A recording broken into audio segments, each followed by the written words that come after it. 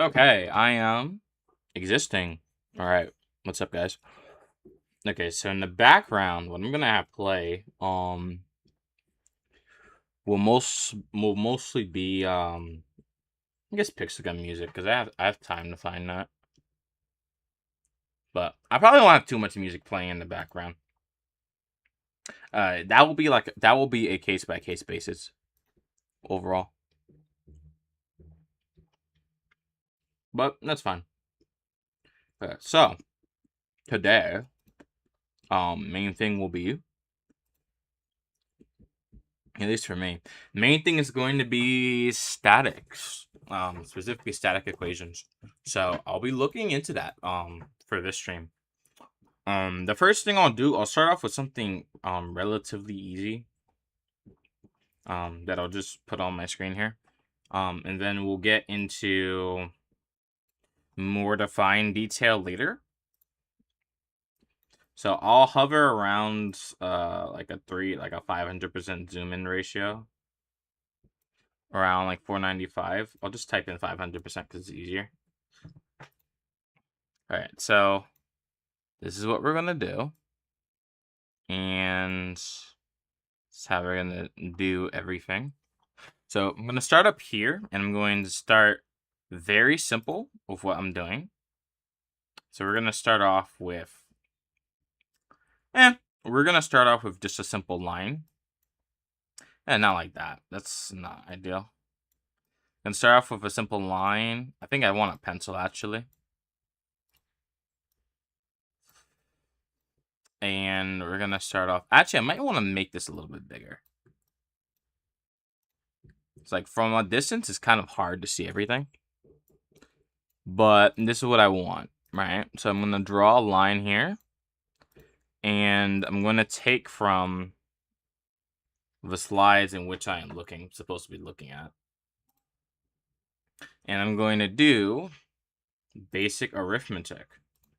Some things may take a little bit longer than others, but that should be fine. Of note, so that's not too concerning, at least for me. Okay.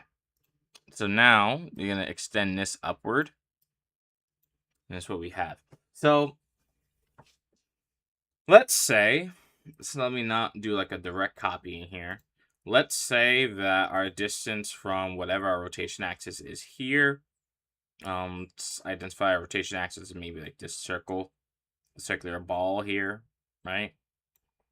Let's say that hypothetically, this is, in my opinion, let's say hypothetically that this is our rotation axis. So moving around like this, and we're moving up here. What is the distance between this area?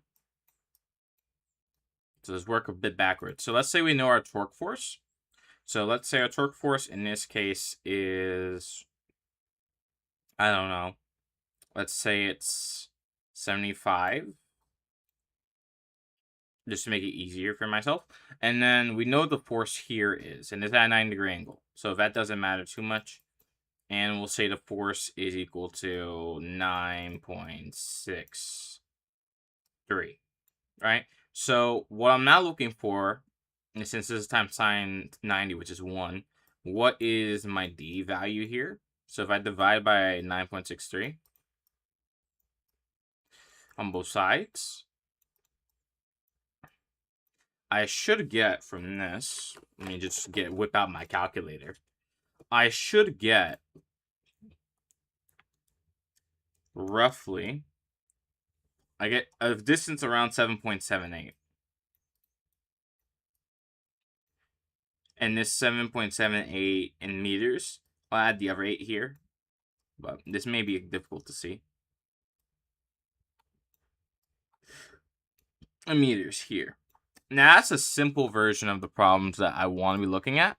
There's a much more complex problem further down that I would like to look at. And it involves a pipe scenario here. So what I'd want is I have an origin. So an origin here. We draw a pipe and then it comes down this way. So we know the distance here, let's say is 7.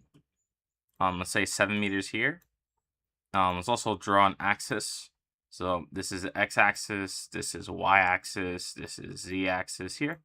So the z, y, and let's say this is x. So we bend this way, you keep bending.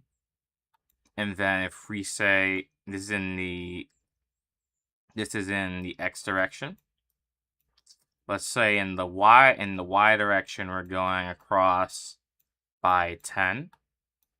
And let's say that in the z direction we went up by around like 8.5, right? I'll draw that in a different color. Just to make it easier to see, even though it's kind of difficult. So 7 in our x direction, positive x, 8.5 in positive z direction, and then 10 in the y direction. From this initial origin point, which would be right here.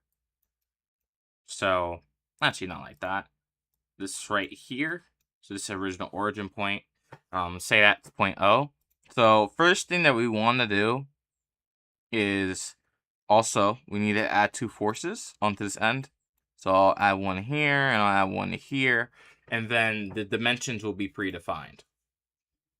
So I'll say that like our F1, well, we have 1F and 2F, so I'll draw it out.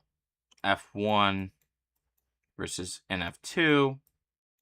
We'd say in the I space, you have 700I minus 530J, and then plus 20K. And our F2 would be, for example, 7I negative. And then we have plus 420J. So plus 420J here. And we'll have, at least over here, we'll add another z direction. So I'll add 8, 9. Actually, not 8, 9. So what I'll do is I'll have, it should delete itself. There we go. I'll have the square root of, well, the cube root of 64 here. Well, 64,000. And that will be in my k direction. Alright, so I have both of my vectors now. Now, the thing is I have to add these to get a resultant vector. So that's the first thing I need to do. I need to add these together, get a summation, and then I also need to get a position vector based on this graph I put here. So what I'm going to do, I'm going to add these together, and I'm going to have my resultant force, so FR in this case, should be 6, and then I have 6, 7 here. This would be 633. And then if I'm trying to find a moment around this, We have 570 up here. I think that's 530 actually. Yeah, I think that's 530 and this is 420. So if I add these together, I get negative 1110. 110. So that's what this answer will be. And then here, I have 20 up here. And then this would simplify to 40, so I'd just get plus 60. Plus 60k in this direction. Now I have that f resultant. I just need to find my position vector relative to the origin. So to make it easy, I'll make sure that the origin is 0, 0, 0. So all of these, our vector here, OA, will be equal to 7 in the x direction, 8.5 in the z direction, and 10 in the y direction. So it would basically be 7, 10, and then 8.5 here. So that's what my vector would simplify to be. So now that I know that, and I want to apply some rules here. Now I know this, I need to make a vector. Well, not a vector, I need to make a matrix. So I have this function here, and I have the position. So what I need is to make some form of matrix here where I'm going to do a cross product multiplication to get the answer that I'm looking for. And then I'll just have 60 in this little area here. So I'll extend that, close it, and I have 60 here. So what I want to do is I need to make multiple different matrices here so I can get 3 separate determinants. So what I'm going to do is I'm going to draw out this function here. And then once I have this function drawn out, I'm just going to put jk. I'm just going to have this be the I matrix. The I matrix is only going to have what's on this right side here. So 10, 8.5, and then here I'll have 60. And then this will be negative 110. Then I'll have a negative j matrix. And this will comprise the sides of the 2x3 matrix. So then I would have a 7 here. I would have a 633 here. And then on this side, so I have this 8.5. And I would have the 60 still available. So we still have that working for us. And then I have a k here. And then this one, just simplify it down. So I am to get from this just everything on the left side. So it's 710 on top. And then 633. And in the middle, we had negative 110, correct? Yes. So negative 110. Now, the goal here is just to get the determinants of all 3 matrices here. So one thing I can do, considering the current position that I have, I could just multiply. I could just cross multiply these and then get a number. And then we will see where we end up. So 7 times negative 110. So this should be negative 770 here. And then 633 times 10 should give me plus. No, not plus actually, because it's minus. You subtract this. So I get negative 630 like this. So I'll make sure to add that later. In this realm, and this is just for the k value. Just make sure to isolate that. That's just only for k values. For this j value here, I will make sure to iron out what I have a little bit more. So what I want to do is to ideally improve on this multiplication. So I have 420 on my left. And then I have minus 633 times 8.5. Now, that is 5380.5. Let's see who this is. Okay, there's no one I know. So 5380.5. So that's one thing. So that's my second matrix. And then my first matrix here, this is just flat out 600. And then negative 110 times 8.5. That should give roughly, if I had to imagine, that should give 85 plus that. So 850 plus 85. So that should be around 935, I believe. But let me check. Yes, 935. That's negative here, but because the negative cancels out with the minus sign here, I just add that directly in this region. And then from here, what I would have is, because I have these all in their corresponding regions, I can work with it. So this is negative, but then this would be turned into a positive value here. And this is what I have in this section. So let me just add everything up. And we should get the resultant force that we need. So I'm going to put the moment here. The moment of OA is equal to, we have 1535I. So that's part 1.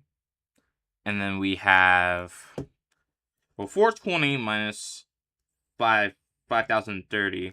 5380.5 is negative 4960.5, but due to the negative sign, it just flips and becomes just regular J. So 4960. Yeah, 4960.5. It cancels out. This is negative J here. And then we have a negative K on this other side. That's important to look at. And what we get here is negative 7,100. And this would be in the K direction. So what this effectively means, looking from our perspective, this function is rotating in the clockwise direction here. This is all clockwise direction. This is moving in a counterclockwise direction. So is the force along the Y. Whereas around the X is moving in a clockwise pattern. So if we were to draw out this axis thing here, although a little bit better than that, something more like this. So in our case, we are getting, from here, we can draw a line that goes around like that for the X direction. Similar thing for the Y direction. It comes around like that. So here, counterclockwise, counterclockwise. So then above here, what's happening due to this is, you can imagine that if you have an upward force coming here, a downward force coming here, you can imagine that you're beginning to have some sort of clockwise rotation up here, and that is exactly what you would expect. And that's what we have here. That's just for this problem. On to another problem. I need to find another problem, but I have some pretty good ideas. So there are other examples that could be used. So for example, there is one where we have a hammer, and then that's a certain force away. That can be used to figure out the direction of a force, and it's only in the 2D direction. So I can draw this much easier than it otherwise would be. So let's say we have a hammer like this, and we know that we have a block somewhere in like this region. It's not a perfect block, but somewhere in this region we have a block. And then from that, what we have is we have a force, and this is the y direction.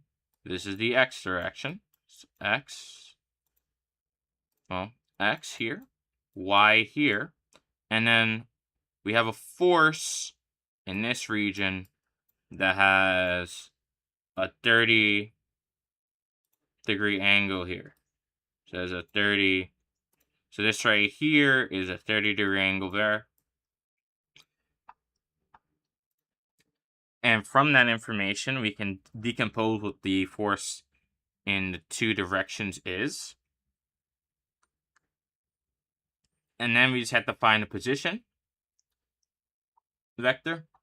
And we can just do basic multiplication. Because we'll have the distance. The distance is necessary to just do everything that we need. So, let us do that while we have some time. And let's figure out how to do stuff. So, hey P10, welcome to the stream. So, oh my goodness, this fell down.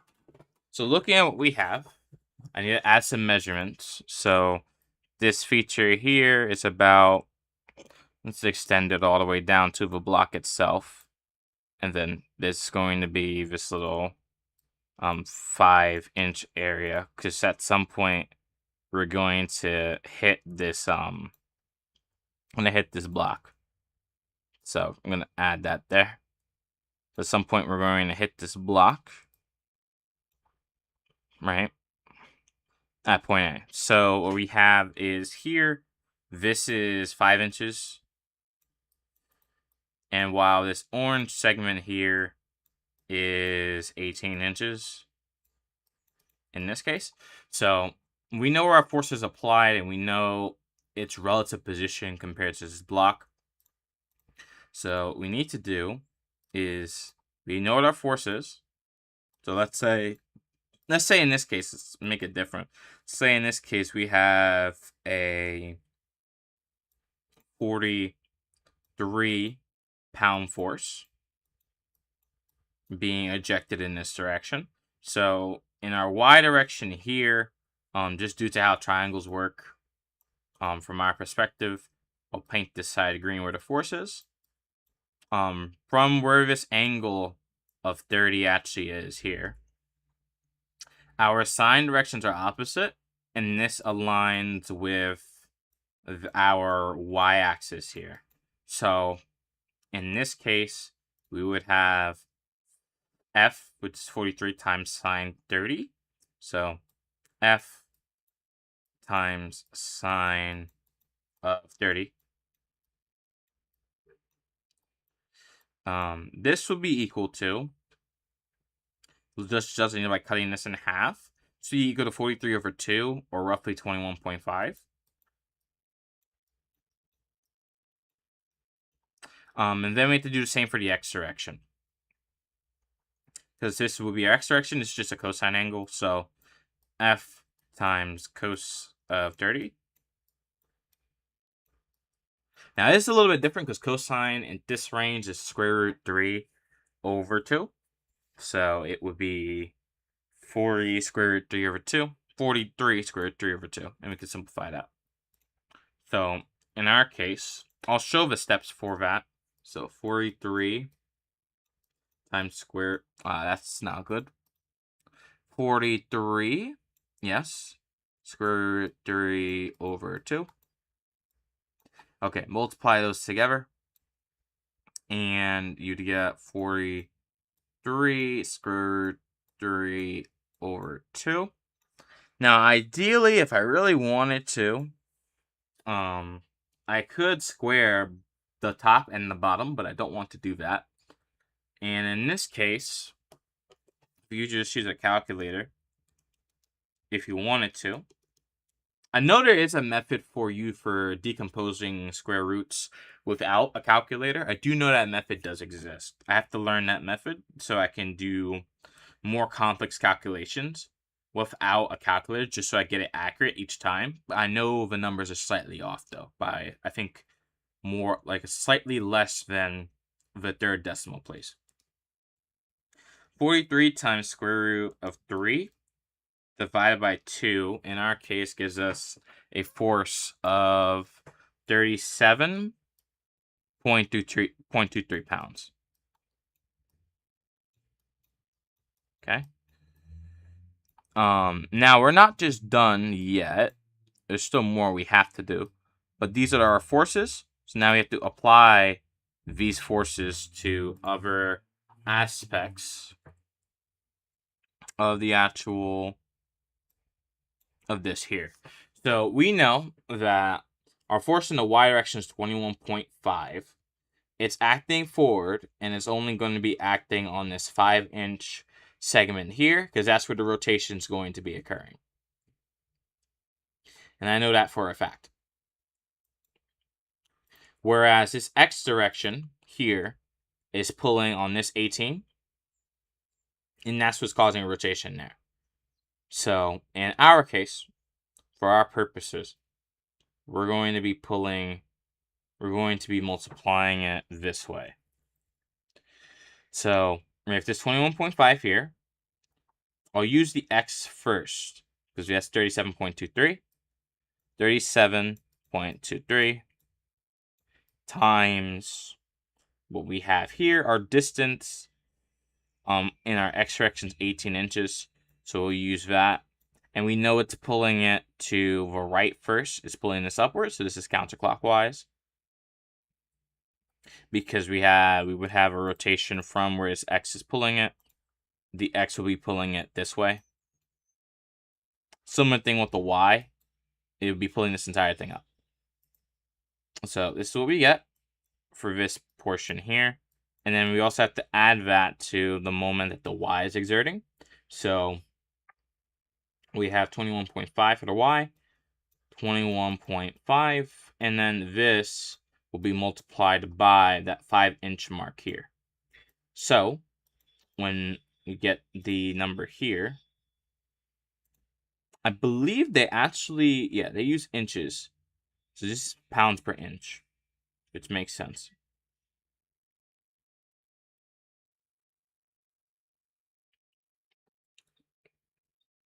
Actually, looking at it, they got a different They got a different methodology. The numbers are similar, but they have a different methodology on the sites that I'm looking at. I'm trying to figure out why they use a negative sign instead of a positive sign, but maybe, at least from the direction that's pulling onto point A, it's a little bit different. Not really too sure.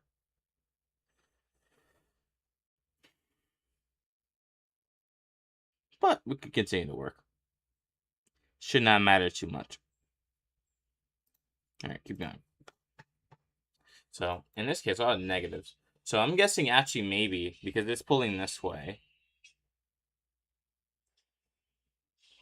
Because it's pulling this way, that would make sense, actually. Because it would be pulling to... This is pulling to the right. This is going to pull to the right and pull it down. Whereas if this Y is moving up here... Yeah, that makes sense. That makes sense, actually. That makes a lot of sense. Never mind. Oh my goodness. Okay, so... Well, let me make this minus now. That's going to be the harder part. Not necessarily actually doing the calculations. It's more just checking if this is moving a specific direction or not. But that's about it. So, this number... Actually, go round up to 0.4. So, I'll actually do that. So, I'll actually round this to 4 here. Okay, so 37.24 times 18. So, this is 670.32. And it's also negative. And then 21.5 times 5 here. So minus 107.5. So we'd roughly get from this. We'd roughly get negative 777. And then this would be in the force pounds per inch in our case. So IB times IN. And that's for this specific problem. Okay, so not bad. We'll keep going.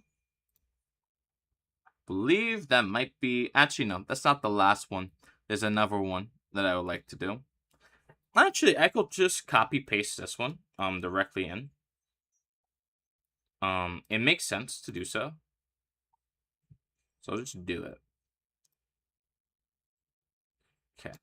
So I'm just going to copy-paste this one into the document, and we're going to see how it looks. That's wrong. It would be Control-V. There we go. So zoom out a little bit. You can just see how small my handwriting actually is. But we're in a good position. And then just drag up here. Okay. So, in our case, I have something a little bit interesting that could be found. So we have this function right here. Well, not this function, but more of this pipe system. To understand this pipe system, a lot has to be done. And we have to equate all of these sides together. So this has to be simplified. Now, in terms of the actual force, we can use two sets of triangles here. So two sets of triangles can be used. So in my case, I have... I'll actually bump up my paint counter here. In my case, this is what we have. And it's for our bottom triangle here. And it's important to recognize. And I will delete this top portion here because this is inaccurate. Just to get something a little bit bigger. Now, from this perspective, what we see is that we don't have a full line of control here, but we do know a few things, I can say. We do know that this is in relation to our y coordinate here. No, this is our x side here. This is our z, and then this would be our y. Roughly. This would roughly be our y coordinate there. So if you have 80 here, and you have 40 here, and we're moving around here, I guess this is okay. But you can have 80 down here. Now, we know what the angle in this section here is. So this is 30. And then I have a 90-degree angle here. So if 80 here is 90, you could do law of sines to figure out what the top should be. Because then I can do this triangle here up top. And it should make it easier to understand everything. To make this 40, you have another 9-degree angle here. And then this would be our hypotenuse for what y would be. If you have 80 newtons here, you could have 30. All you have to do is just to multiply it. So this would be over sine 90, which is just 1. And then we have a question mark here for sine 30. This would be 1/2, so just multiply this over. So 80 times 1/2. You could just slash these together, so you get 40 in this case. And you could bring this down. So this is equal to this top side here. Actually, no. Is it equal to that top side? No, it's equal to this side here. A bit inaccurate, so this is that side. Okay, so I have this side now. I just need to calculate what the top would be. Now, from this perspective, I don't have to use law of cosines. I could still use law of sines to figure out what this part should be. Still use the 80 formula here. Still use that. But then I could just have sine 60 instead.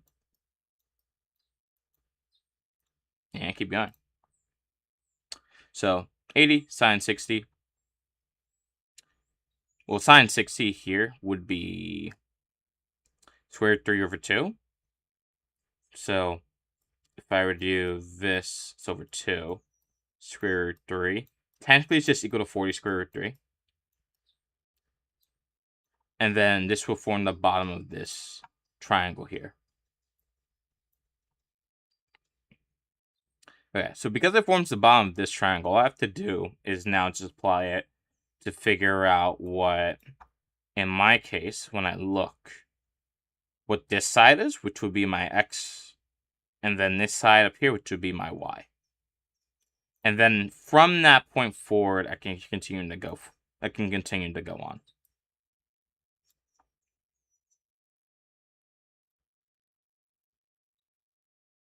Okay, so from that position, what I can do is, since I have this feature here, I just need to do another law of sines again, just to make it easy for myself. Now I know this is adjacent to whatever this side is. This would be sine of 50. So square root 3 sine of 50. I'm gonna make some arrows here just to make it easier for me to follow the steps I was doing. Okay, there we go. And then that would be sine of 60. Not 60, 50 here. Because it's the side, that's the side angles directly across from. So I need to find this angle here. Okay, so sine 40. Also, hi Coco, welcome to the stream. So I have sine 40 times this up here.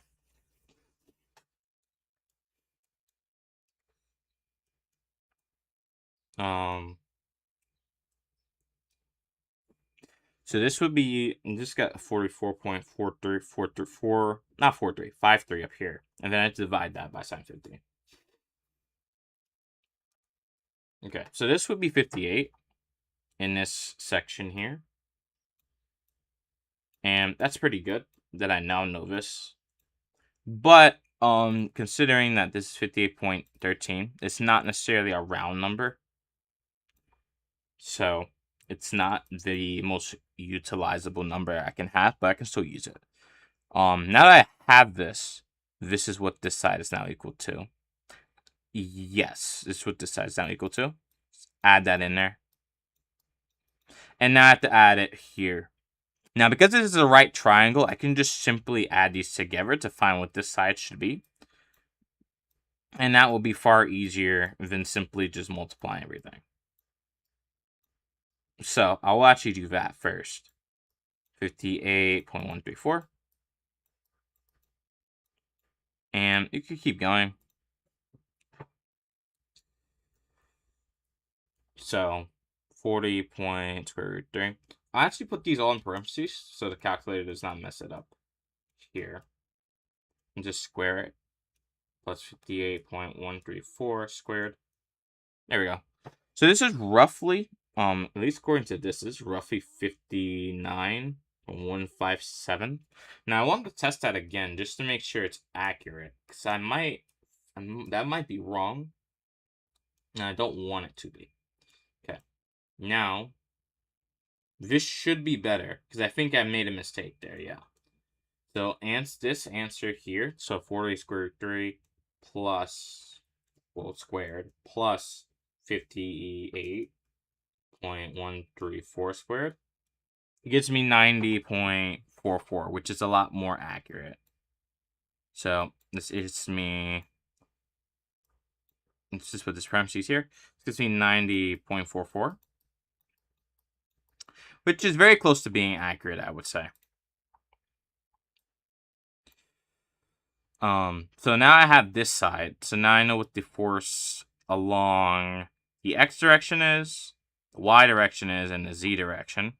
So I just need to outline all of that now. I have roughly 90.44. And I think if I check the solution, it should generally be like that. If I check the general solution, I believe 90.44 should be available. Unless it's not available for whatever reason.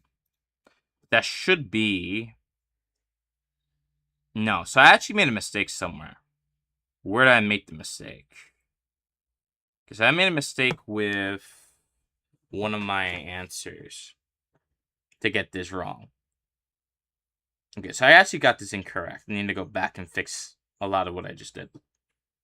I got the 40 part is correct, but the other portions of this are incorrect.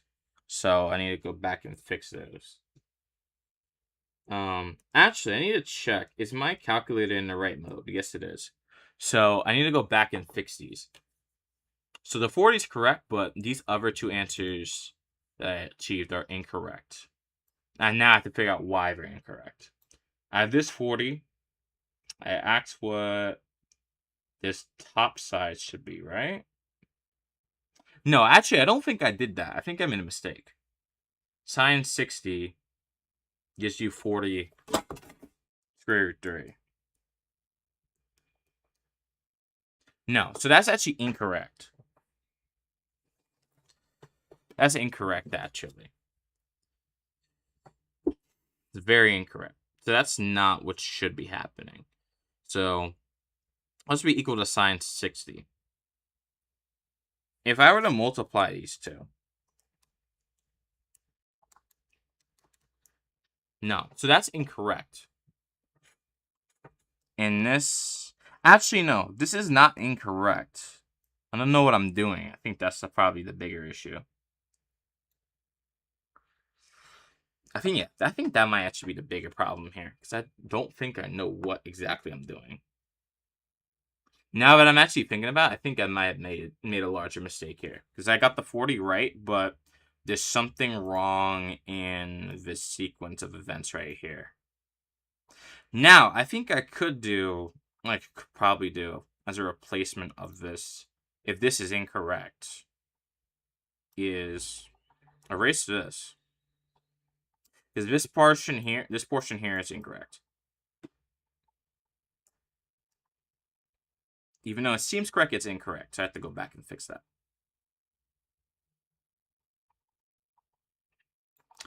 Okay. Now that I know that this part is incorrect, because I've made an algebra mistake, I have to go back and fix everything. Pretty severely. Okay. Make this larger and erase everything.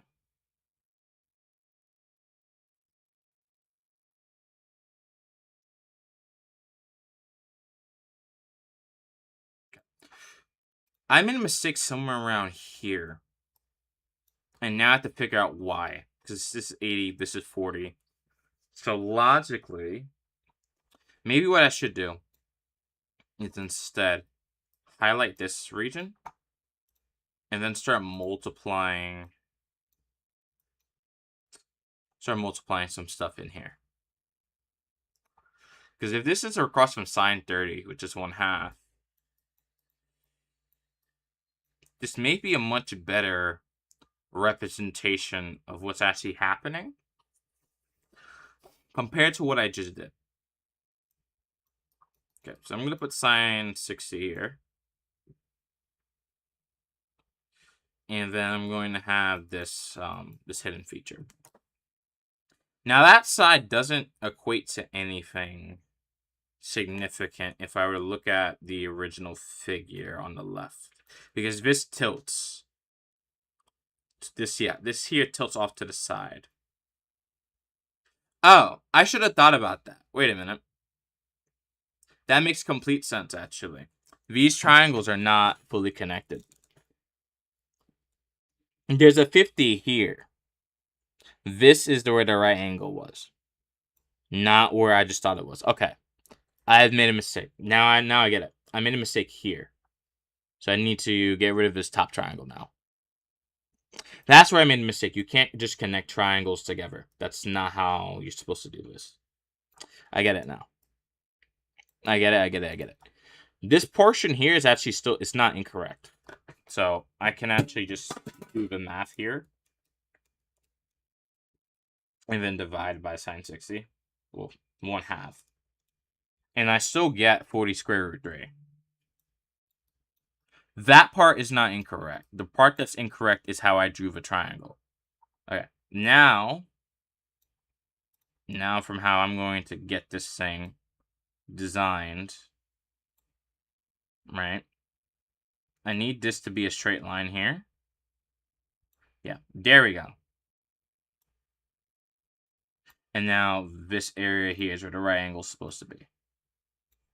Not like that though. Like this. There we go. That's correct. And then my 40-degree angle is here. And this would be my 50, because I automatically know what has to come here, just due to the simple rule of 180 minus the sum of all the angles should give you 0, or all the angles in a triangle should sum to 0. That's how it should be. And we'll keep going. So I made that mistake. This is the bottom part, so this is where my hypotenuse would be. So I need to move this here. Now, 40 square root 3 is over sine 90. So I don't have to write that. So all I have to do now is I want to figure out what sine 40 is, because that gives me what my x coordinates are. And once I find that, I can find what my y is. Okay, so sine 40 here. And I'll also do the same for getting sine 50, just so I can get the y force. Once I get the y force, because I'll have the positive y direction, just looking at by how it's designed. Back here, I have my x force is going in the positive x direction, because it's just the positive x going in the positive y direction. So these are both positive, and I know z is negative in this case. Okay, so just looking at it, get this highlighted. Welcome back, Ultimate Marine Fangirl. Okay. Okay, so I have this now. I just need to multiply these over.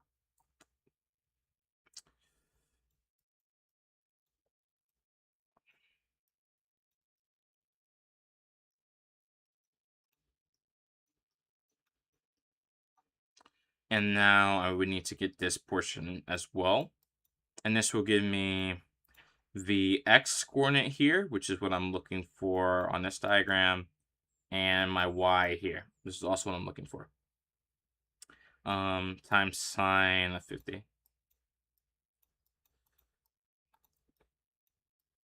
Yeah, it's kind of an issue of going back and doing these problems again. Because it honestly does feel that, at least from how I'm learning, if you don't do these problems enough, you will just forget how to do basic arithmetic, and that hurts you a lot in the long run. So I have to just remember, okay, I have this arithmetic here. I just need to make sure that when I'm setting up the problem, I'm doing it correctly. Every time I do it incorrectly, I'm losing a lot of points, even though everything I'm doing after that point is algebraically correct, but is semantically wrong. Okay. Times... Okay, sine 40. Okay, yeah, so this is better. This is what I'm looking for. 4.43. Oh, 5.3, my case. And this is in the x direction, so this is equal to x force. And a similar thing for the y direction. Sine 50. This gives me a 53.073. But I can simplify that to 53.07. Okay, and that's equal to my y here. So now I have those numbers. I know this is negative 40. So what I can do is my f is equal to 44.533. Oh, technically it's 534. Go round that up. And then I have 53.07. And then negative 40. Main reason being, if I look back here and scroll over, this is negative 40 because it has to go down. I'm going into art school. I am never touching trig again. What do you mean you're never touching trig again? Don't you guys... Okay. When you guys have to draw, aren't you guys doing triangles that way? I don't mean actually calculating them, but I mean actually knowing how to draw them. You will have to touch the trick of the triangle, just not any of this math here. Unless you're trying to go for a hyper-specific, I guess, perspective here.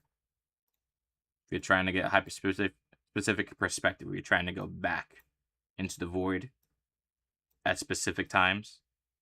That is incorrect. This needs to look more like that. Line perspective is important. To create the illusion that you're looking for. Yeah. And then I can just make a small circle in there. Yeah. So you can make a perspective where you can make a tunnel, but my line accuracy is not good enough yet to get what I'm trying to talk about. But perspective does include this. It just doesn't have the math. It's all visual. Triangles are baby mode to draw. For real?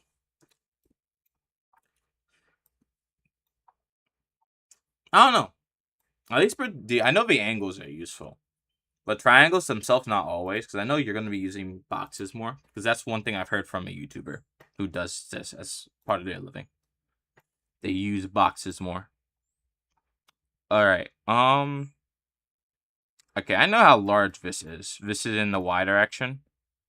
I can just convert this in my head. 0.4 meters, 0.55 meters in the x direction, and then 0.2 meters down in the z direction. So my r here would be, this is 0.4. This is 0.55. And I know this is negative 0.2.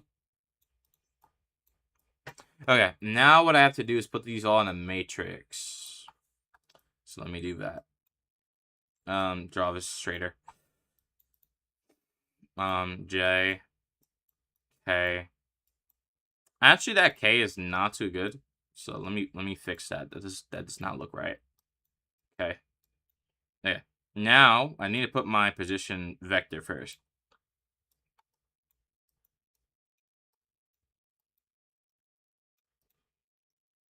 Let me just check if you said anything. No, you did not. I do know that I think circles are used pretty commonly. Like if you want to draw like a muscle, for example. Maybe not like a full muscle. Not definitely not like that.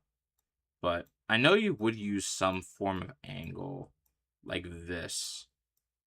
To sketch like a basic muscle kind of. Like that is something that could be done. Now, am I doing this correctly? I don't think so. But I know that the perspective that you're looking from is quite important to judge a lot of different things.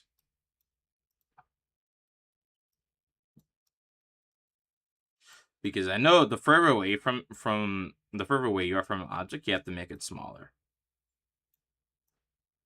I mean, I do know that. So I know size and angles do matter here, even if you're not calculating them. Circles are too easy. Okay, so what's a harder shape to draw? At least in your opinion. What's a harder one to draw? I'm having difficulty putting numbers on the page because my hand hurts. But for you, what's a difficult shape to draw? Well, I think it's more combination of shapes. Alright. Leave me alone. Okay. Use this portion here, 0.4. 2.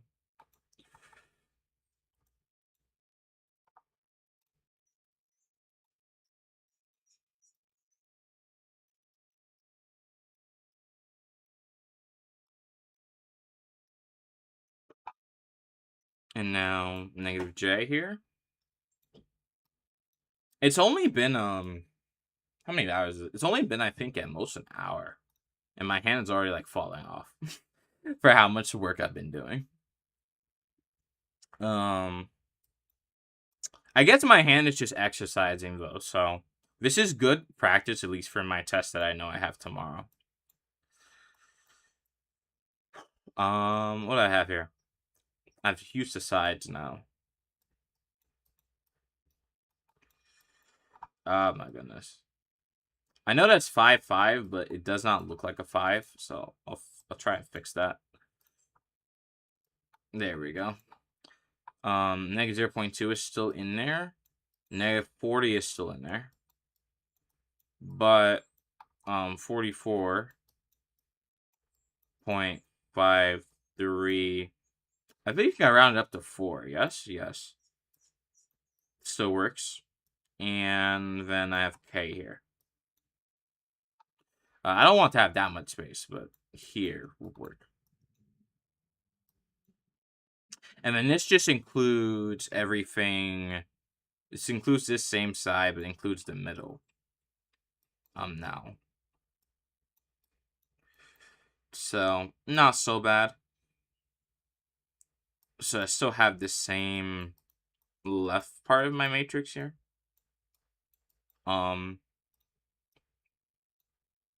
But my right part of my matrix is replaced by what was in the middle here.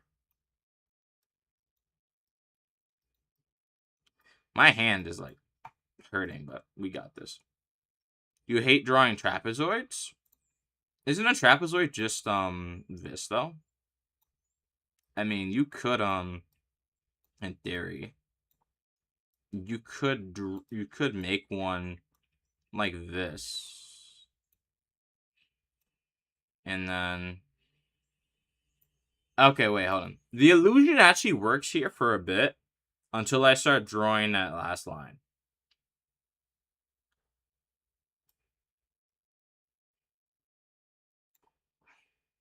Yeah, once I draw that last line, the illusion kind of cracks here. Everything else works generally to make it seem like it going in here. But then once I draw this final line, the illusion just cracks completely. Okay, that doesn't crack as much. But yeah, that's one thing. That's one trapezoid. Usually, I did remember parallelograms was another one. Not like that, but parallelogram in general, something like this. And then you can slice it into two triangles. We could do that. Oh, not just two triangles. You could slice it into multiple triangles. And then if you really wanted to, you could make arcs above everything. Actually, that last arc doesn't actually seem so bad. Yeah, that looks okay.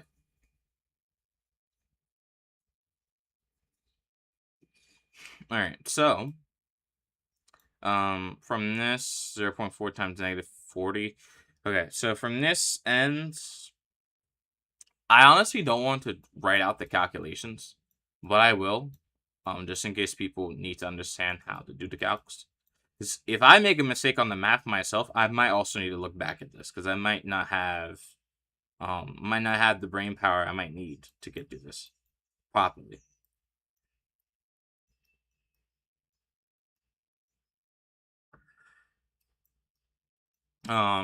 Reason I'm adding this this plus here because I know that this negative is going to make this plus, so I'm just making it that way as a choice. Yeah, actually, no, don't do this. Don't do this. It's gonna take way too much space to do. Unless I zoom in, then it could take up a bit less space, which I think I'll probably do. Because I don't want that much space to be taken up by this. Similar thing here.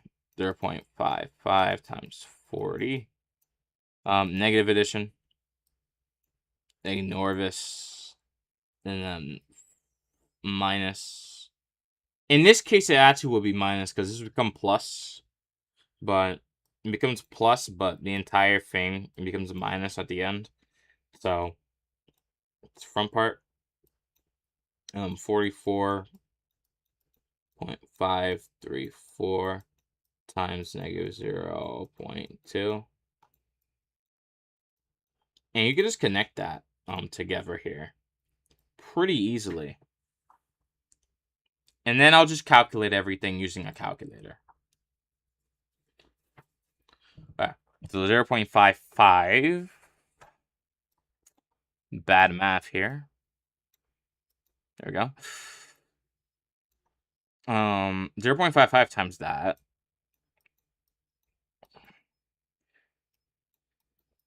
53.07. Okay. And then minus this feature here.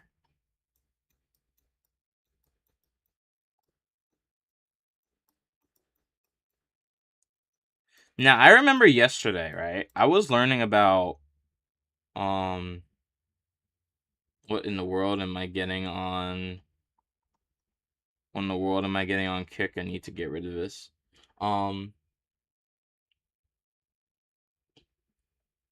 I did notice, right, from what I understand, I did notice that, for example, yesterday we learned about eigenvalues inside of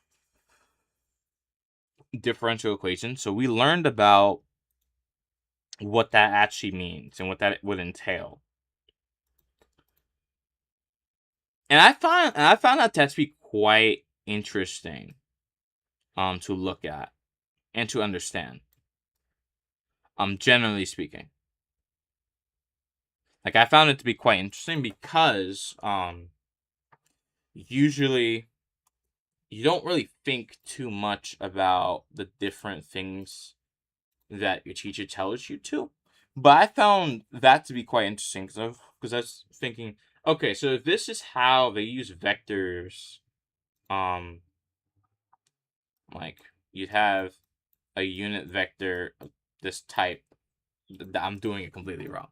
You have a matrix of whatever size here, and you have a eigenvector rather, be one like v2. That's supposed to make this equal to 0 over 0. I found that to be quite interesting. Because once the teacher started showing the graphs of everything, it started looking like how you would see electric fields, which I found to be quite cool. So I think I'm getting to the part of math where, yeah, it's starting to get very interesting, where it's starting to become a major wow factor, but everything is very difficult to do, I would say. And I like it that way. There's nothing bad about having the math itself be difficult. Actually, in this case, let me actually simplify this entire thing before I continue, because I don't want to have to do extra stuff on the paper, on this Microsoft Paint document that I otherwise do not have to do.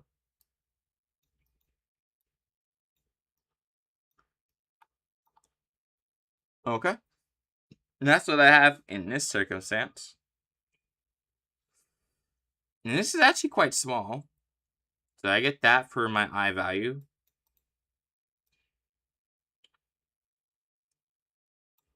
And what do I get here?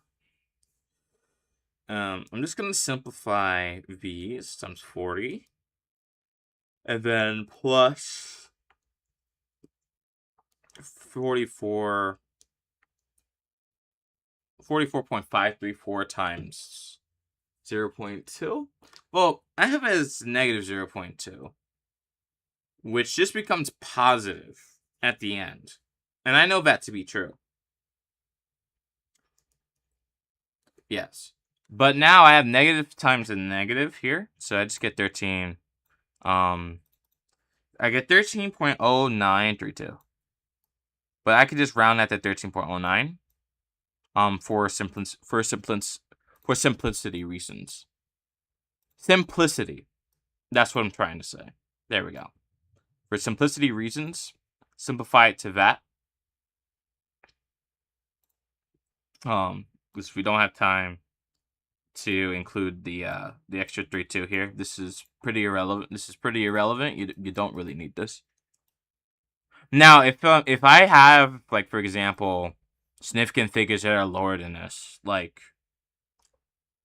if I had this number and I added like 6 different decimal places to it, and this was the lowest amount of decimal places I could possibly have, then I have to keep it that way. I just have to keep it to the lowest amount of significant figures. Because that's all I can actually measure to. I can't measure anything below that. Alright, so that's right. Okay. This is a garbled mess. Let me fix that. That's wrong. That doesn't look right. There we go. Alright, so this, let's calculate that. With the calculator. Same thing with this one. Now, I think this should be the only this should be a positive answer on its own. If it's not, I will be quite disappointed. But this should be a positive answer. Should be. Yes, it is. So I have 11, 3749. I am not rounding that up. That is illegal. You can't do that. Can't round up numbers. Believe it or not, although people may think that you could round this up, you actually can't. Because this is actually not close to 11.38. This is close to 11.37. So just eliminate that. And if you were to round up, you'd only round it up to, where's my ruler here? My eraser here. You only round it up to this value. You don't round it up to, you don't do this. You only round it up to this at minimum. If you do this, this is incorrect. So I'll round it there. Okay, so I have all my values, right? Yes, I do, but they're hard to see. So let me bump up my brush size a little bit. Okay, so my moment, not even OA. It's just my moment around this feature right here. So my moment around this entire pipe system here should be, just get rid of O. Because I'm at point C, right? Yeah. So point AC. This is equal to, alright, let's add everything up. Negative 5.386i plus 13.09j. No. I'm not going to use undo button. Undo button's a little bit slow. So I'm just going to avoid that. J. And then I have 11.375. Okay. There we go. Very good. Very good numbers here. I like what I see so far. Now, what I have to do is I have to check the actual document to make sure these are correct. Now, yeah, this is roughly correct. I'm missing something now. I'm missing something very crucial. I don't have any units on this. This would be wrong if I left it the way it is. Because I have, what units do I have? I have newtons here. This is all in meters, so I need to make sure that that is correct. So, units, newton, meter. All right, there we go. So, this part is done. All right. I think I did everything in this section, actually. Amazing. I did everything here. Also. Actually, no. No, I definitely didn't do everything here. No. Okay, this is a good one. This is a very good one. All right, hold on. This one should be quite eye-opening. If I could get out on my document here. There we go. This beauty. All right. Now, where is my pencil? There we go. Fake pencil. All right. So a few things to note. I'm moving around one axis here. So in my case, I'm assuming that my unit vector that is not going to be visible, but I'll keep it the way. I'm assuming my unit vector is equal to I. So I'm rotating around this x-axis here. But I have a variety of angles that are very clear to see where along my hand function here. So I have a hand that's trying to turn this dial, and we have some distances. Actually, I think there's only two distances, actually, yeah. This one and this one.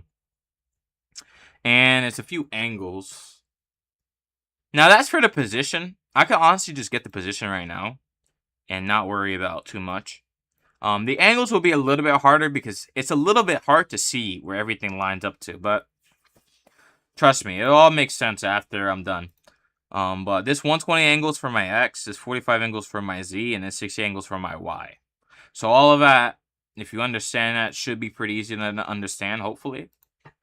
But, you know, it could get a bit tough, I would say. All right, so let's bump up the pixel size a little bit. Let's make sure this thing's actually legible. All right, so we have a few distances here, a 0.3. That's in the Y direction, 0.25 in the Z direction. I have no X movement, so this is pretty easy. 0 for my X, and then 0.3 for my Y, and 0.25 for my Z. All right. That should be pretty easy. All right, that's the easy part done. The hard part is actually getting all these angles resolved. I know a little cheat code for the Y here, though, and the Z. X is going to be a little bit more difficult because X is kind of off to the side. You can't really see that much. And I'm going to be very honest with you. You can't actually see anything. But I have the triangle method, and I'm going to use that triangle method to great effect here. So I'm just going to cheat a little bit. I'm going to make 2 triangles that are connected, which you're not supposed to do, because you can get answers wrong this way. But for my purposes, I'm going to do so, because I can just do it in this case. Because in the last case when I did this, I got the answer wrong. But now I should get the answer right, as long as I'm able to actually get this thing in here properly. Please draw that properly. There we go. Okay. It's all done. Now, this is 60. So I know what this means. So just draw that up. I'll cut. You get a 30 here. Alright, so I know exactly what's going to be at this position. I know this is 200 in the middle. So I'll make sure to highlight my force right here. And this is 200 newtons. And I know that this angle here is 45. And I know my Z direction is here. My Y direction is down here. And I think I'm good to go. So, alright. Gotta do a little bit of calculations here. But the calculations shouldn't be that bad. Hopefully. So 200 times... This is sine 60. Oh, wait, no. Don't be an idiot. Dude, don't be an idiot, please. Don't be an idiot. No. This is incorrect. Cosine 60. Because I need this value. Also, hi, Ruby. Welcome to the stream. Alright. Okay, so this is accurate. Yes? Yes. Should be accurate. Yeah. So it is 200. This has to be 100. So there we go. Boom. Easy. This function here, it's going to be a little bit different. It doesn't really matter what I use here, but these are also adjacent, so I'm just going to use this function right here. Because I know these are adjacent, so. And now, I believe from this gives me square root 2 over 2. So, 200. Okay, let's do a little calculation here. 2. I can actually just plop out 2 here. Just do that. So, just to get 100 square root 2 for my value in this direction. And that's my Z and Y axis forces down. Now I just need to get what my X is. Now X is going to be a little bit harder because this is off to the side here. And that's going to be kind of hard to see. Ra. Yes, Ra. Wait, are you trying to say a word? I'm a little bit confused. This 120 here, what do I do? Alright, so I have to make this force. I think actually looking at it, wait. I think maybe I could do the math here. If this is my 120, actually, no. Perspective isn't right. Yeah, perspective isn't right here. Hold on. that thing bends up further. There we go. Because now I can draw that vector I need. At a much better location. Yeah, there we go. Okay, now this feature here, I know this is 120. But if this is 120, technically, I could just use cosine again. Because I'm not trying to find what this function up here is. I'm just trying to find what this is. Ideally. Yesterday was Hashino Miko Day.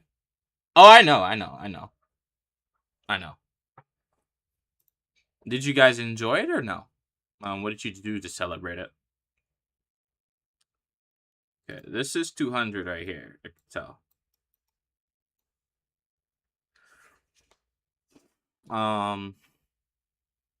Yeah, so this 200, I have 120.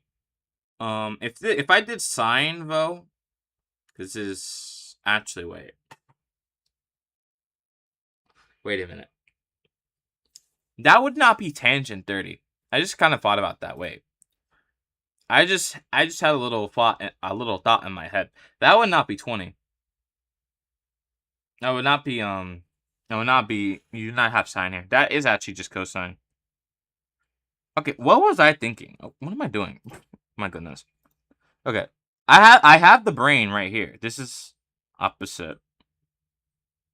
Oh wait, it's just opposite adjacent over hypotenuse. If I assume this is my hypotenuse, yeah, it makes complete sense actually. Never mind. I have no idea what I'm doing sometimes. It's okay.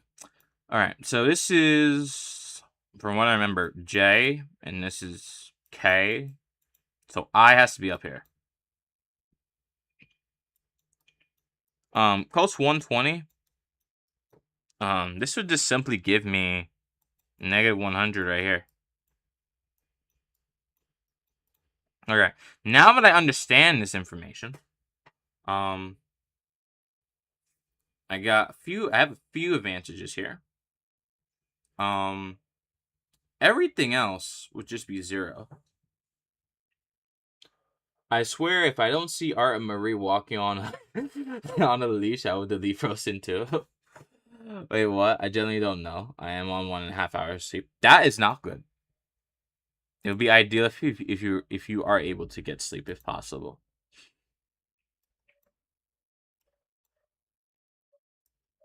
Hold on. I have IJK. I have to do another one of these. This takes a while. I won't lie. This take a while to do. Where's my unit vector up there? There we go. Now I know I have a unit vector technically where I have a 1 here, but I believe, at least from what I understand, I could factor that in, but no, I'm not going to, because this only applies to the one that survives. So I'm just going to keep that on the outside. For the past days, I've been so tired that everything feels unreal. I don't know why, because I get sleep. Do you sleep long enough? It might be you not sleeping long enough, or there's something inside of you taking energy away from you. This is 0. This is 0 to 0.3. 2.5. Do you guys think you could do this, or no? Well, the math that I'm doing on screen right now. Do you guys think you could do it? Eventually, sometime in your life. I just gotta add everything else. 100 square root 2. That's a good question. Now, I could just have that in there, but I want a more defined value than just that. But, yeah. So let me just get this in here. 141.42. Let me just get this in there. Using the square root is good if I don't have a calculator. But if I do have a calculator, I might as well just get the decimal form. Alright, so I have everything now. And it's time to get some matrices up. So I can find some determinants. Alright, so let's begin. 0.3, 0.25. I have to go back and actually look at the stuff I learned in Calc 3. Because I remember in the first part of that course, we learned how to find the distance to lines and planes. So I need to go back to do that. I need to go back and learn to do that again. So I can become a master at getting distances between some random point in space, some plane, and find the shortest distance in between there. Because you can actually do that. Doing the stuff I'm doing right now, but I forgot how you would do that. Which is an NPC problem for me. But, you know, it's okay. I also have spring break starting on, not Friday, but the day, like, once my last class ends at 9 o'clock on Friday, I start my spring break. So technically, Friday night, I could stream if I really wanted to. I don't know what I would stream, honestly, but I could stream. You never know. Negative J here. What are we looking for? Sides. Okay, now my hand's actually doing this on autopilot. I'm feeling pretty good about myself now. Now, if only I became ambidextrous so I could get my left hand to start working on it. I'm drawing Marie walking on a leash for Marie Day. W. Huge. Actually, I need to make this a 2. Yeah, I need to make that a 2. That's not looking too good. There we go. After this, I think I'm gonna put up polar equations. Yeah, I'm thinking I'm gonna start looking at doing conversions of phasors and polar equations. Start graphing some of that, just so you guys can have just another thing to look at. You know, might be good.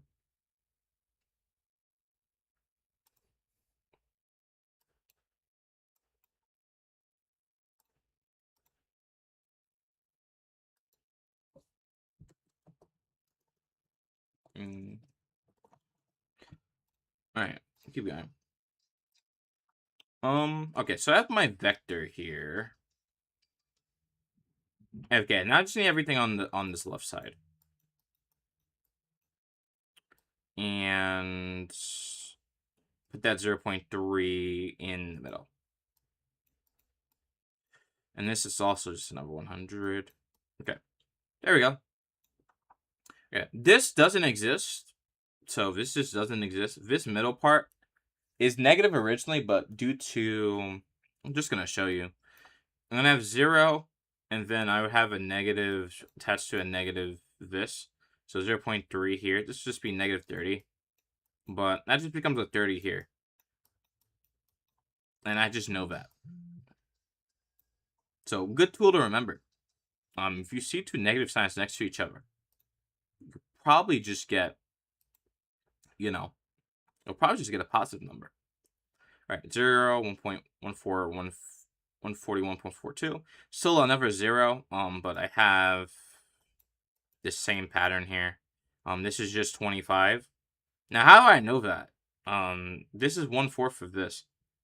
Also, the decimal place is also pretty good to know. You could just convert this over. So I could just do this up here briefly, and then just erase it. Yeah, so here, you can just factor this out. You know, it just goes into, 4 goes into 125 times, so just get 25. You don't necessarily need to know that, but if you could factor out a number within the fraction before you actually multiply, that's very good for you. Because that will save you a lot of time that you would otherwise be wasting. Okay, 0.3 times this number. This will actually be negative here, so I'll actually make sure that this is represented properly. And then 0.3 times 1.41.42. I did not 1.41.42. That's incorrect. 141.42 is correct. There we go. 42.426. I could just ignore. I can ignore the decimal point here. Just ignore that part, and then distract the top portion. So I'd get this. All right, now, well, no, this will be 25, but this is negative 25. Because of this sign right here. All right. Just gotta add it up now. Wait, no, incorrect. I have this. I have this feature now. I actually have to look at I need to look at the solution again because I think I made a mistake somewhere. 1 times, yeah, it's just the first part that matters, which is this. All these other parts don't matter because it's 1. So I have a dot product of whatever this is. So I have my answer of u.xrf, which I already did. Now I have 1 times 17.426, and then everything else is 0, because when I look up, I only have I here. I don't. My other accesses do not exist, so I only have this number. So this is what I get. Now I believe there's units assigned to this. Yes, Newton meters in a clockwise direction. Well, clockwise? No, not clockwise. That's incorrect. Counterclockwise. So CCW this way. And if we were to draw that on the graph, counterclockwise about the x-axis. Now I'm trying to think of what that would look like. I don't think I don't have to draw it, but I want to do it anyway. So I would imagine it goes something like this. Just doing that generally. Yeah, so I think that's what it would be. And there we go. So that's another problem done. I guess I could do like a tiny problem here. This should be like pretty easy to understand. It's like a sample. Use the blue here. Quiz. That quiz, and then what the question is gonna be is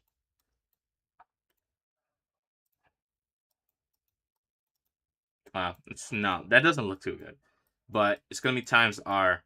So the question is, right? The question is, what is equivalent to this? Very tricky question. Now, what could be equivalent to this is you just flip it. And just flip. And just flip it, and you get a equivalent answer. And that's not too hard to think about. Now, I got a little bit of a better one. It's a finding moment of force around the x-axis. Position vector should be... Okay, so I know. So I'm going to take a little picture of this pipe right here. And I think I actually might do this problem, because we've already done a problem similar to it. We just did one.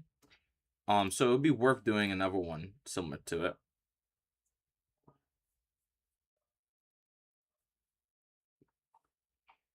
So I'll put it up on screen, like here, and I'll lower it down. So, okay, so if you guys had to solve this problem, right, based on what we just did, not how would you solve it, but rather, what would your vector be? Your position vector be in this case, if you guys had to guess. From where to where? Now, at least from this, it may be obvious, which it should be. But you might be thinking that you have to move through the pipe. You don't have to do that. You just have to draw a line to wherever you need to go. In the meantime, I'm going to respond to someone's comment because I don't know what he's talking about. And then I'm going to come right back into this.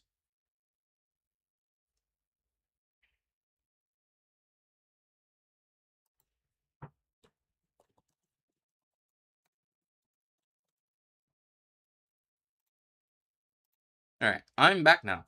So if you answered at all, it's just from point A to B.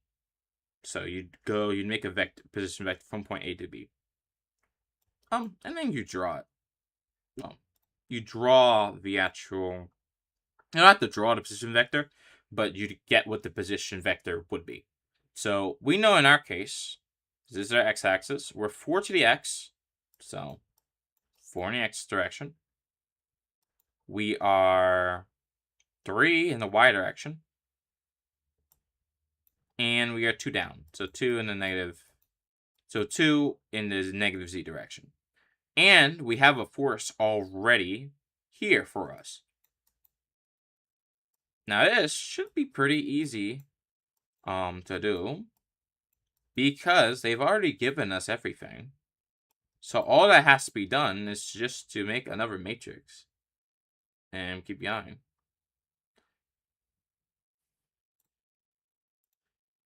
And that should be it.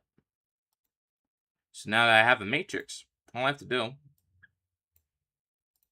is just crack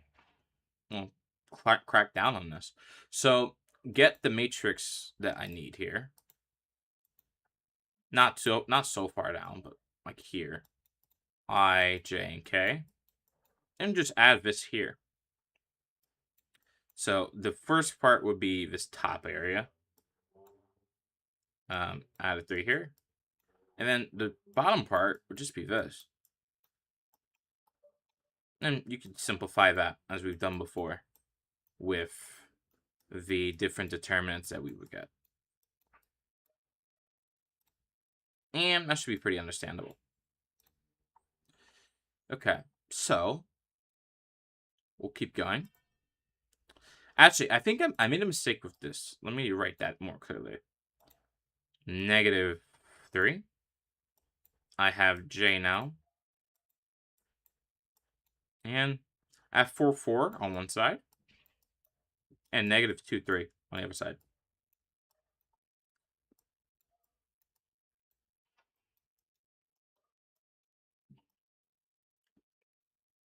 Okay, and then I just add the rest of this over. Now this should be easy, I think. This should be the easy stuff. I do know there is a chandelier problem, which I could put up on screen, where we have something that's hanging using 3 tension cables. And that's it.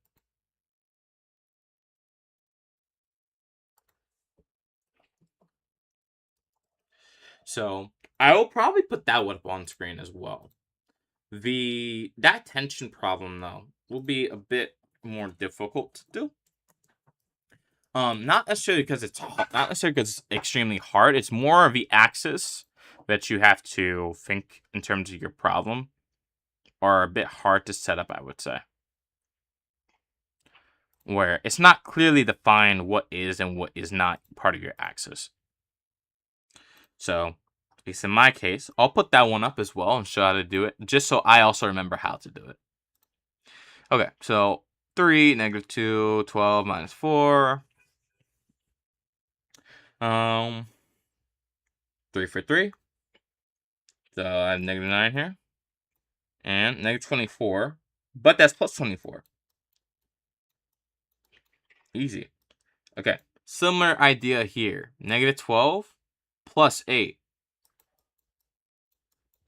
But that was simplified to 4 due to this sign right here.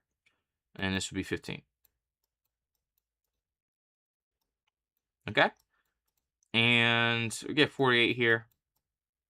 -12, and now just be 36. This is not the hardest problem to do.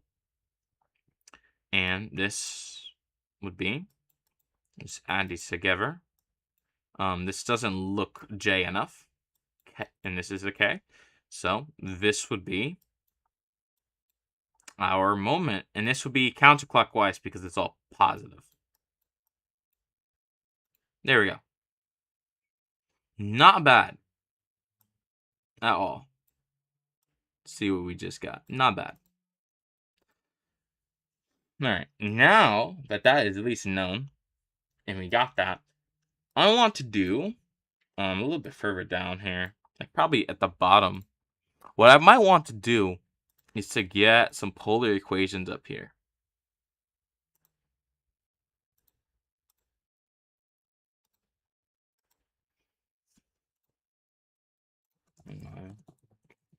So I'm going to put up like 2 polar equations.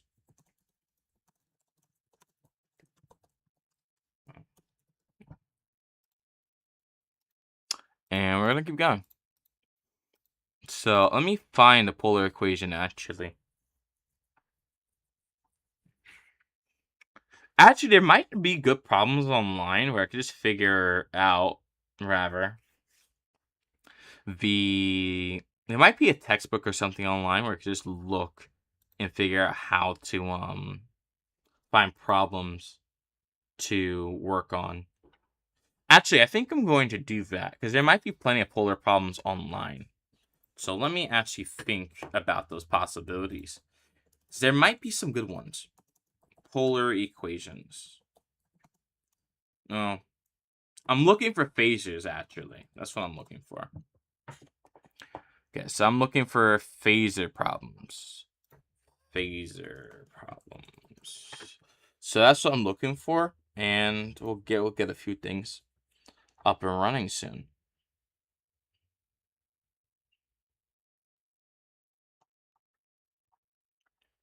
Okay, these don't look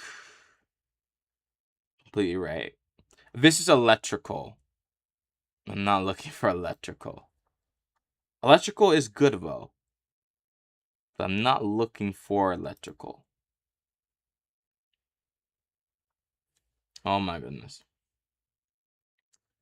Okay, so this will be good. Okay, so what I'm gonna do is I'm actually gonna take a screenshot of what I just found. What I'm gonna do is plug that in here, if possible. There we go. Let's get this thing. Okay. There are a lot of different things you can do with a sinusoid, generally, but one thing that I know you can do is you can find both amplitude, you can also find frequency, and there's another thing you could find. I forgot what that is. Well, you can find amplitude, you can find a period, so how long before you start the next cycle of a sinusoid or a cosine, and then that frequency is how many times that happens per second. And I believe that phase shift is where it is relative to its initial position. So if you have a positive phase shift, you have a delayed signal. If you have a negative phase shift, you have an advanced signal. So, just looking at what we have here, we know from this that the amplitude is 45. So we're going to hit, if we were to put a graph here, 45. Actually, no, I want colors to make it easy.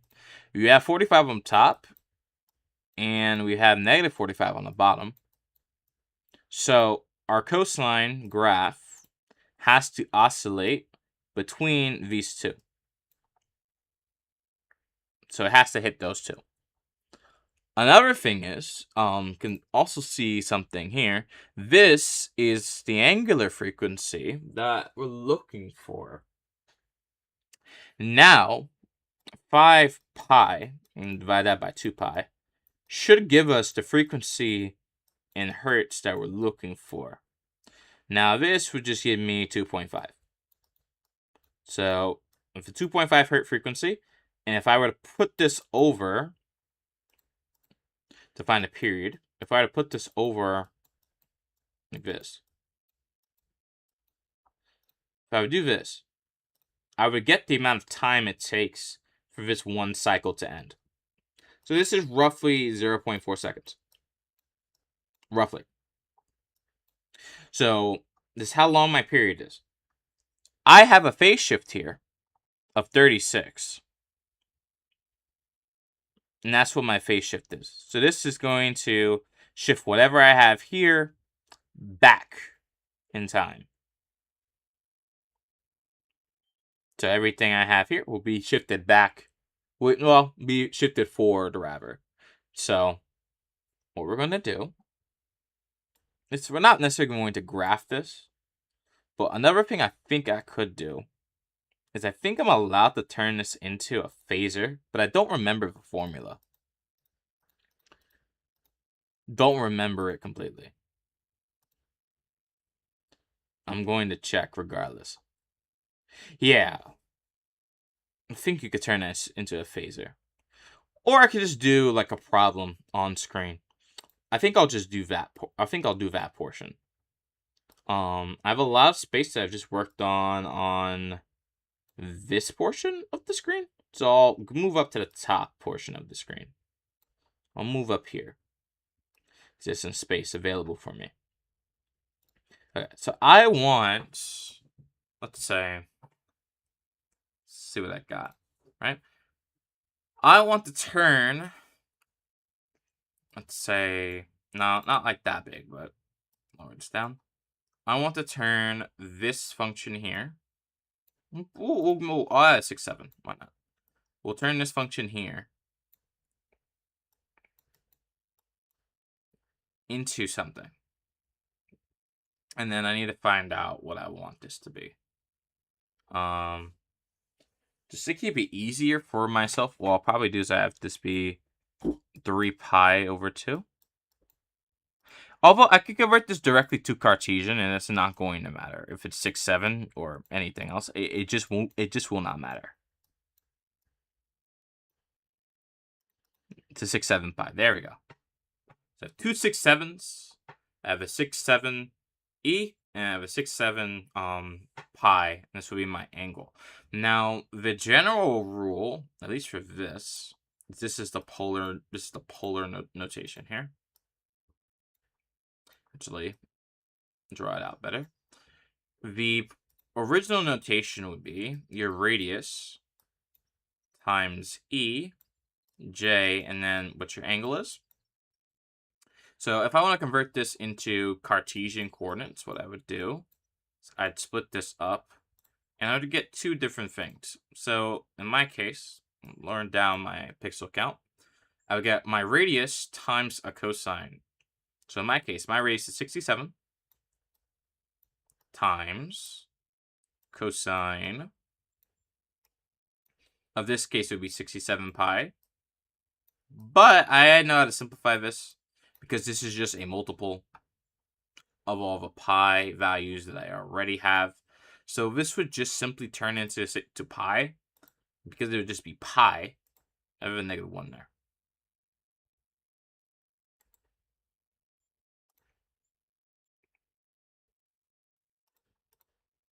Okay. And then it's the same thing for our imaginary portion, which would be y. So 67. I'll put a j here. 67 times sine of 67 pi.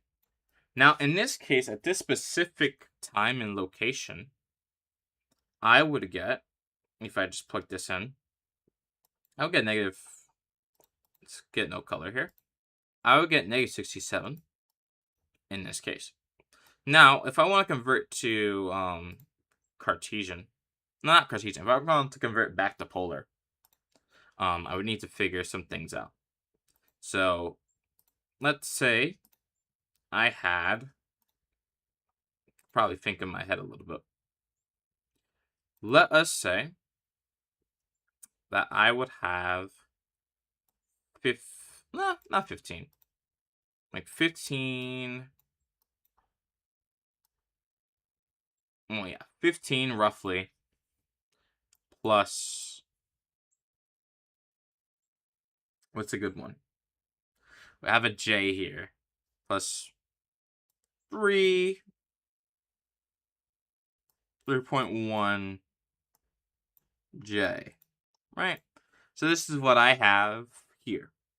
Now, if I want to convert this to polar, the only thing I would actually have to do would be to simplify this into the components that I need. So this here,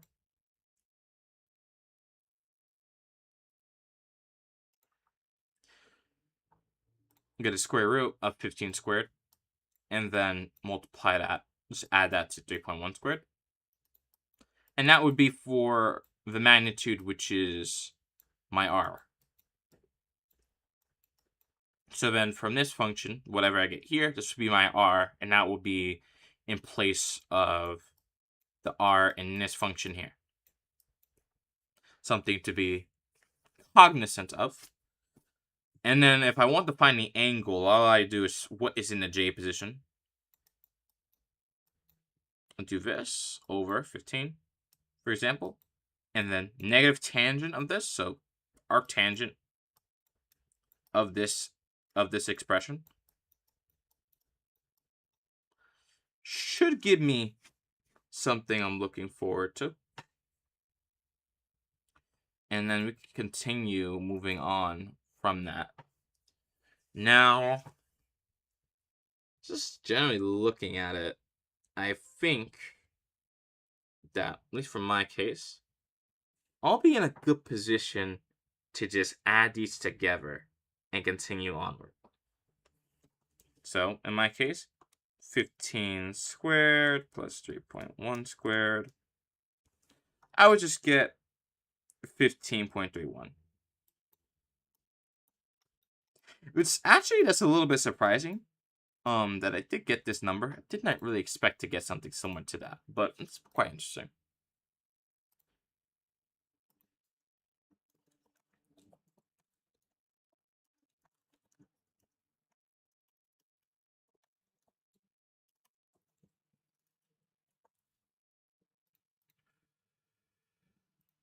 Yeah, so this would be my radius, and then I have E, J theta here as well. And what we could do is, from here, just get the angle 0.1 divided by 15, and you get 11.3.66.